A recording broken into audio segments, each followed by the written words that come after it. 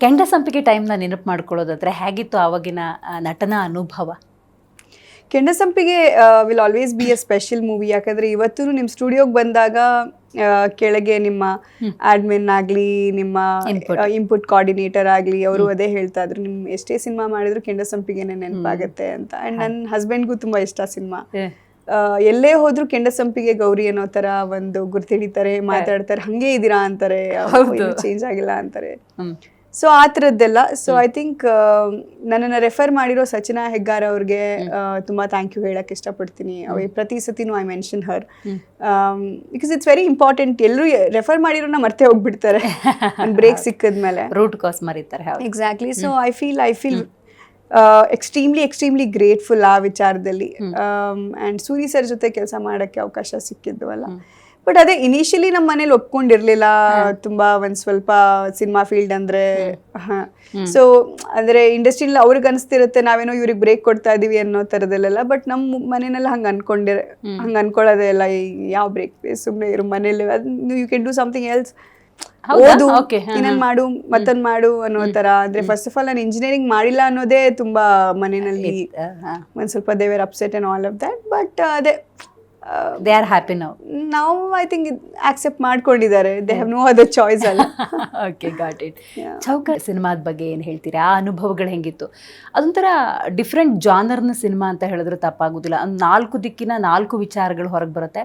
But ವಿಶೇಷವಾಗಿ ಹೆಣ್ಮಕ್ಳ ಮನಸ್ಸಿನ ಗೆದ್ದಿದ್ದು ನೀವು, ಅದು ಹೇಗಿತ್ತು ಅನುಭವ? ಸೊ ಐ ಥಿಂಕ್ ಇವರು ನಮ್ಮ ಯೋಗಿ ಸರ್, ದ್ವಾರಕಿ ಸರ್ ಮಗ ಕಾಲ್ ಮಾಡಿದ್ರು ಅದಕ್ಕೆ ಫಸ್ಟ್. ಅವರು 2 ದಿನ ಇದೆ ಅಂತ ಅಂದರು. ಅದು 2 ದಿನ, 3 ದಿನ, 4 ದಿನ, 5 ದಿನ, 6 ದಿನ ಆಗೋಯ್ತದು ಆ್ಯಕ್ಚುಲಿ.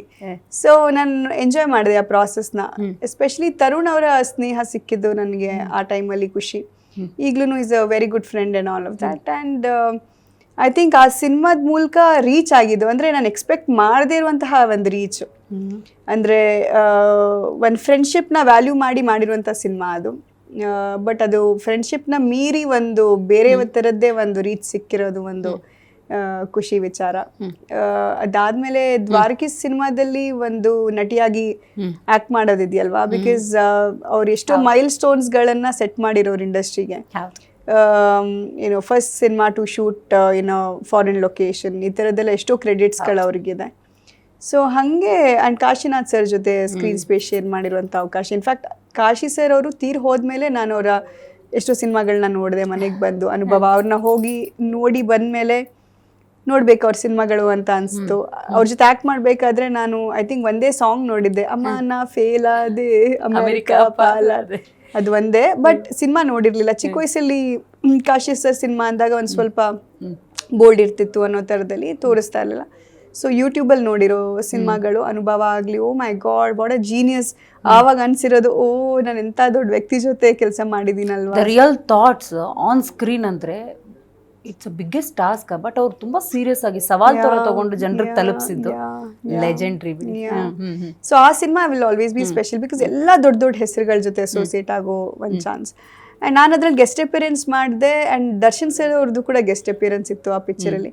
ಸೊ ಅದರ 125 ಡೇಸ್ ಸೆಲೆಬ್ರೇಷನ್ ಟೈಮಲ್ಲಿ ದರ್ಶನ್ ಸರ್ನ ಮೀಟ್ ಮಾಡೋ ಒಂದು ಅವಕಾಶ. And he was so humble, he was so sweet. In fact ನಾನು ಯಾವುದೋ ಒಂದು ಆಡಿಯೋ ಇದಕ್ಕೆ ನಾನು ಶೈಲಜಾ ಮ್ಯಾಮ್ ಹತ್ರ ಮಾತಾಡ್ತಾ ಇದ್ದೆ ರೀಸೆಂಟ್ಲಿ. ಆವಾಗಲೂ ಅವ್ರು ಅದೇ ಹೇಳ್ತಾ ಇದ್ರು ಅವ್ರ ಬಗ್ಗೆ. ಅಂದರೆ one person who is always transparent, ಅಂದರೆ ಮನಸ್ಸಲ್ಲೊಂದು ಹೊರಗಡೆ ಇಲ್ಲದೆ ಹಿಂಗೆ ಇದರ ಹಾಗೆ ಇರೋ ವ್ಯಕ್ತಿ ಅಂದರೆ ಅವರೊಬ್ಬರೇ ಅನ್ನೋ ಥರ ಶೈಲಜಾ ಮ್ಯಾಮ್ ಮೆನ್ಷನ್ ಮಾಡ್ತಾ ಇದ್ರು. ಸೊ ಅವ್ರ ಜೊತೆ ಕೆಲಸ ಮಾಡೋ ಅವಕಾಶ ಅನ್ನೋ ಥರದಲ್ಲಿ ಆಗಲಿಲ್ಲ.